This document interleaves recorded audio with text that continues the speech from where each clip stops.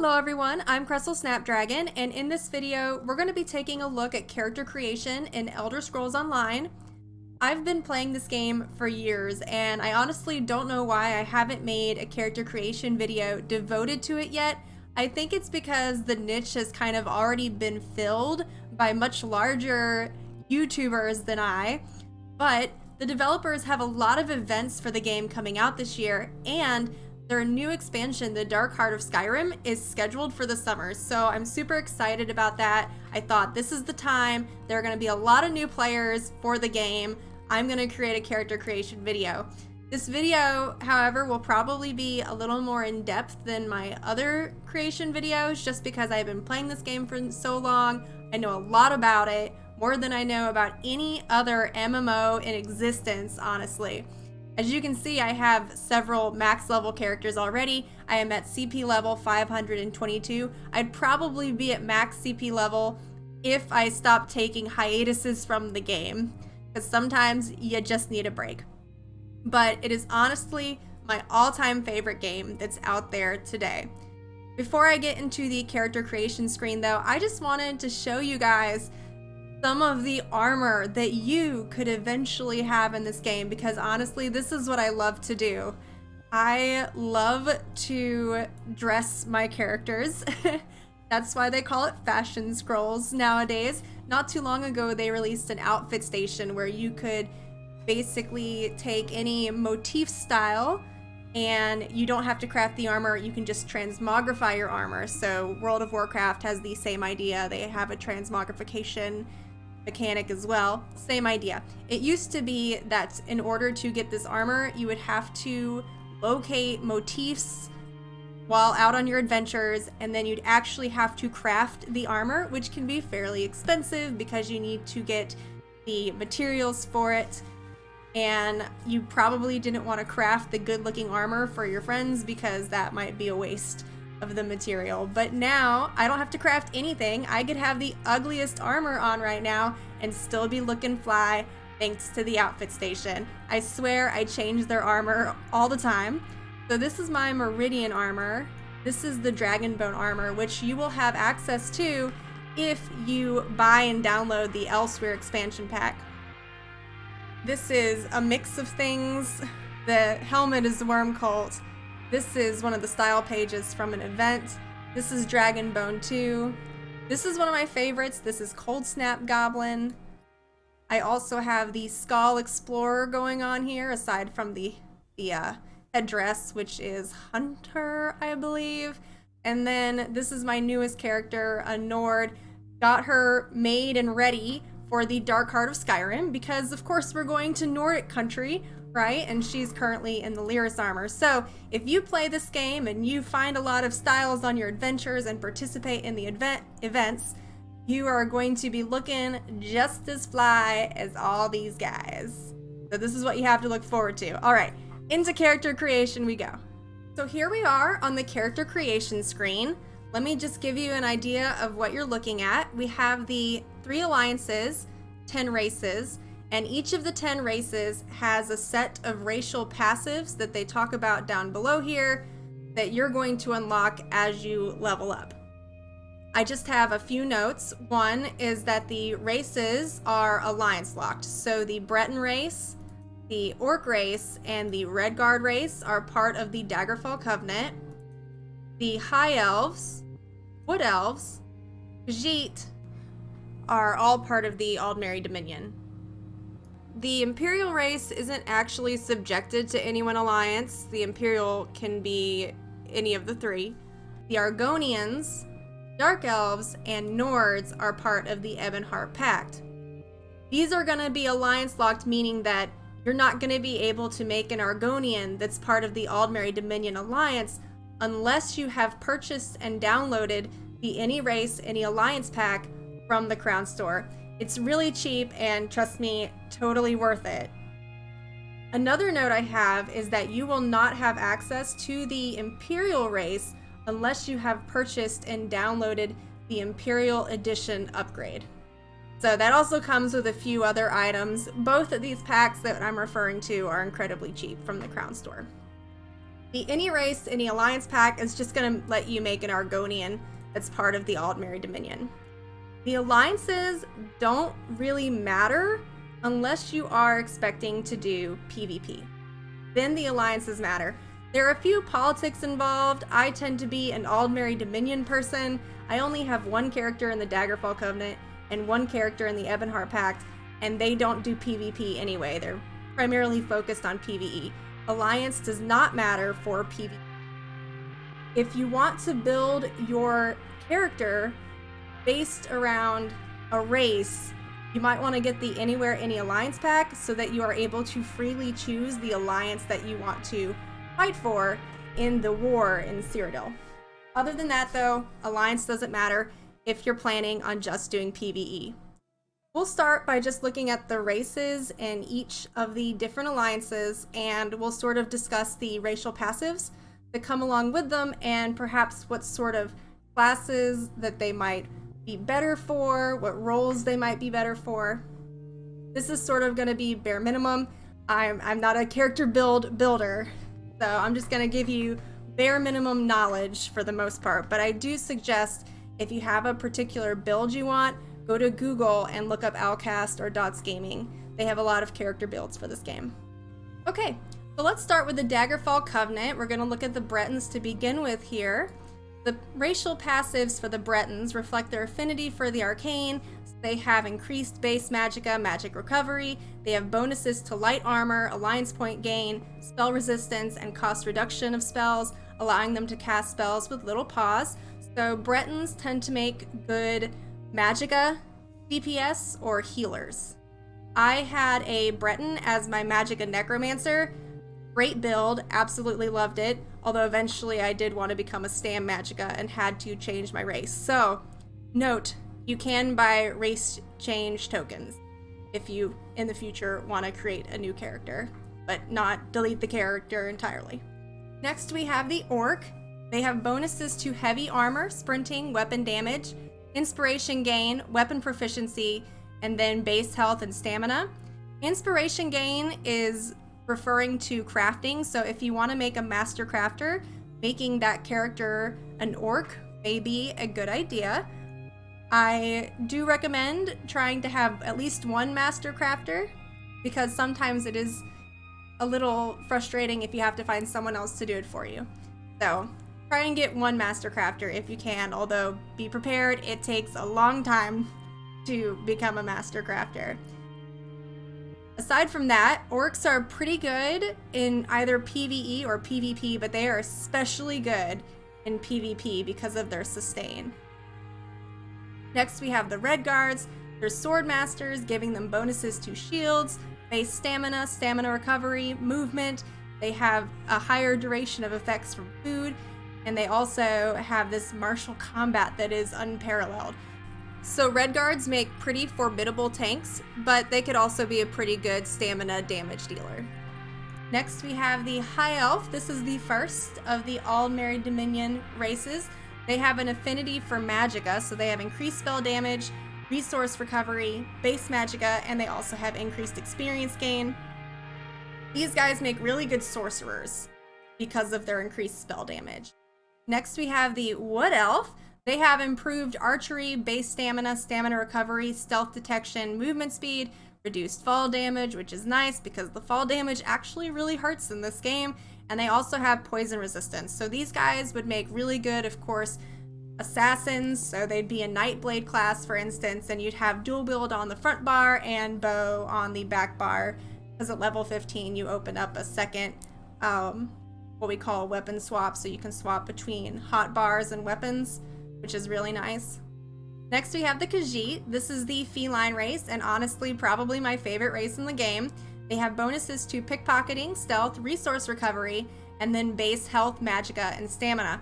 So these guys can be either a magicka build or a stamina build. They make great gankers in PvP because of the stealth. So these guys tend to be good Nightblades, for instance, and you can make either a magicka or a stamina Nightblade. These guys would do pretty well. Alright, Imperials, they get a bonus to gold drop rates, although don't get too excited. You're not going to become rich overnight because that bonus is not incredibly high. They also have a shield proficiency, base health and stamina, and then resource recovery when fighting back. So that makes them good resolute fighters. They'd probably make really good tanks. On the Ebonheart Pact, we have the Argonian. The Argonians are good for tanking or healing, and they're usually complemented by the Templar class, which we'll talk about when we get there. So if you're wanting to be a tank, you might lean towards an Argonian. Templar Argonians also do pretty well in PvP. They have bonuses to healing done, restoration staves, disease resistance, resources gained from consuming potions, swimming speed, and then they have base health and magicka. So of course, pretty good magicka builds, which is why you might lean towards the Templar class. I had a PvP Templar healer for a little while until I decided to delete it, which I'm honestly regretting, but that was a pretty good sustainable build for PvP. And then of course I see Templar tanks in dungeons, which is PvE, all the time. So next we have the Dark Elf. My Dark Elf happens to be a Warden healer. Love the build. She's my main character. I use her in trials all the time. She dies very rarely. She's not a floor tank, as one might call it. Not in the least, unless I'm doing something like a vet trial, which I'm still working towards. They get bonuses to dual wielding, flame and lava resistance, weapon and spell damage, and base magicka and stamina. So the one good thing about them is they would probably make the best vampires because of their flame resistance. So that might mitigate the fact that vampires happen to be a little more susceptible to fire damage.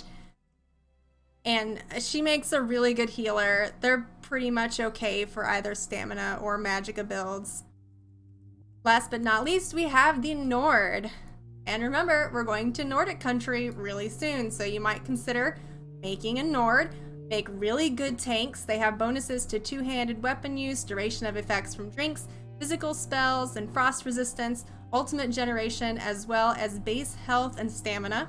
By ultimate generation, what that's referring to is that once you've leveled up so many times, you can unlock an ultimate, which is sort of a really powerful spell or move that can do numerous things. There are numerous ultimates that you can choose from across the different skill lines, but you have to build ultimate in order to use it. Kind of the same idea in Neverwinter. When you're fighting and you're using all your skills, you're building up ultimate, and then eventually you will be able to use that much larger move. Sometimes they're large AoEs, sometimes they give you more resistance, sometimes they provide buffs to your allies. Okay, so let's move on to the different classes. The great thing about this game is that you have the freedom to be whatever you want. You get to mix and match the class skill lines with the different weapon skill lines and your racial skill lines to sort of have this limitless scope of what you can be. It is worth noting, though, that some of the races are more apt to particular classes. So when you are determining your class, you might want to think about your race. For instance, High Elves make really good sorcerers, or Khajiit make really good Nightblades. Okay, so let's start with Dragonite. Dragonites are good with PvE or PvP. In the PvP realm, they happen to be great for Battlegrounds especially. I have a Dragonite devoted to Battlegrounds, but she also does really good in Cyrodiil as long as she's in a group. Not so much by herself, but has to be in a group.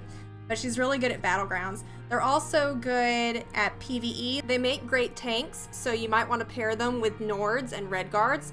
Dark Elves is another good option just because of their aptitude for destruction magic. Next we have these sorcerers. If you like those summoners, that's the sorcerer class. So they get to summon Daedric pets to fight alongside them, or they get to wield lightning spells. They can also wield some dark magic as well. Their ultimate's kind of fun. They get to summon a Storm Atronach to fight for them for a few seconds, which is a lot of fun. They're pretty good in PvP as well, and they're also really good damage dealers in PvE. Next we have the Nightblade. These are akin to your assassins. They are really good for stealth builds like your Khajiit if you wanted to make a ganker. So I guess I didn't explain that very well. A ganker tends to be a loner in PvP. They usually are always in stealth mode, and then they'll come out of it and, you know, chop you up when you're not paying attention. They can't fight groups of people, obviously, but they can certainly win one-on-one with you in Cyrodiil. That's why we call them gankers. They just kind of come out of the woodwork and gank you. Nightblades make really good gankers, especially if you are a Khajiit Nightblade. They also are really good with bow mastery, for instance, so if you wanted to also be a Wood Elf Nightblade, you could have the dual wield and then bow on the back bar. Next we have the Templar, and as I said earlier, Argonians tend to make really good Templars. They can be really good tanks or really good healers, and I think to this day, the Argonian Templar is probably the most used healer in game. They are just really good at what they do. Together, the Argonian Templar is probably the best healer in game. Next we have the Warden. The Warden also kind of gets to command a few pets. You get to command a bear. You also get to use various bugs. It's actually a really fun sort of earthy class to play with. I really enjoy it. I, of course, have my Warden healer, but they also make really good tanks if you like frost damage. They make really good frost damage builds. You will need to purchase the Morrowind expansion pack to have access to the Warden class. Last but not least, we have the Necromancer, which you will have access to if you have purchased the Elsewhere expansion pack. The Necromancer is pretty fun. They make really good damage dealers, and they can also make really good tanks. I've seen a lot of tanky Necromancers recently, and they have a really good armor that you can trigger if you happen to be a tank. I had a Breton Necromancer when I was running a Magicka build. Now I have an Imperial Necromancer for certain reasons, one of which was because I wanted to check out the bonus to gold drop rates, and like I said, it's not very high, but it's okay. They make really good poison damagers, so they have really good poison abilities. Okay, so those are our classes. Now we can actually take a look at character customization. I'm going to, what do I not have yet? I do not have an, no, we're gonna go with Orc. Orcs are good in PvP. So the character customization has a number of sliders. I actually really like it. I don't do too much with it. I usually just use this triangle and make them sort of thin and muscular, especially if I want a big orc. You can make them really tall or really short. I'm gonna make her fairly tall because she's an orc. Gonna change her skin color here.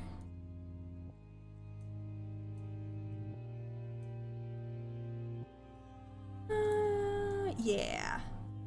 Got some body markings that we can choose from. You're not seeing them because she has gear on, but let's see. Freckles. Looks like acne scars, veins, brands, scars, burn. Tattoos are also included in this.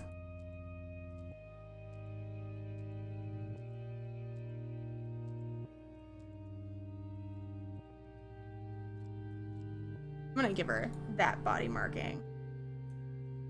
Yeah.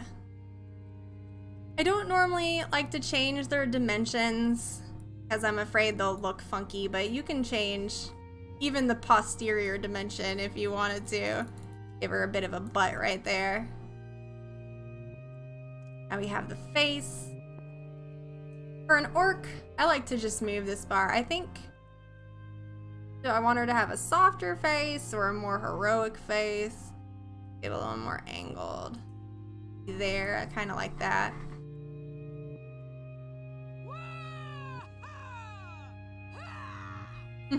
Have various voices for you to choose from.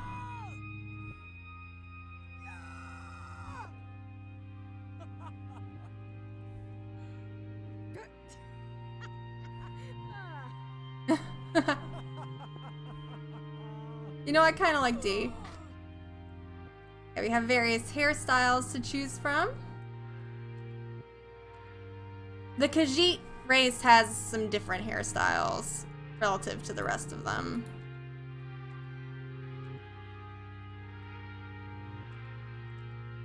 Same for the Argonians. The Argonians have, you know, horns. So, and hair, say.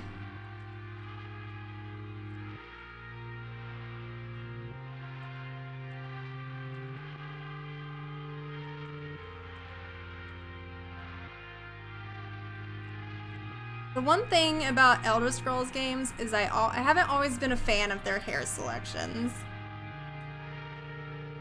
I think we're gonna go with black here. You can age them if you want to. We can change her adornment. Ooh. Kinda like the spikes. Give her head marking. Freckles.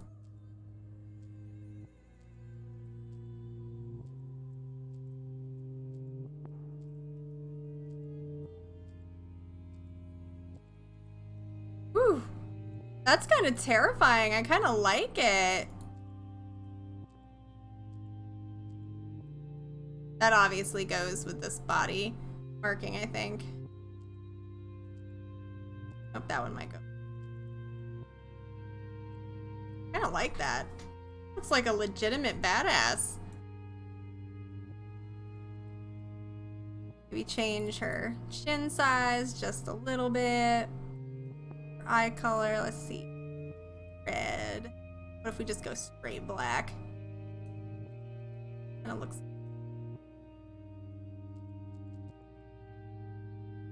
Her eyes a bit of an angle. There we go. You can change all these body markings using cosmetics in game, by the way. You're not just completely locked to these. Same with makeup. You can also give them makeup using cosmetics in-game.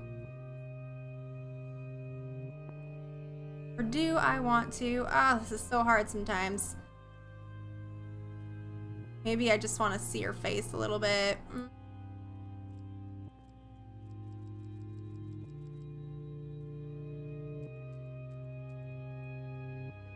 I don't like that. It's like big brands or something. I was gonna say pimples, which it does kind of look like, but I kind of like it.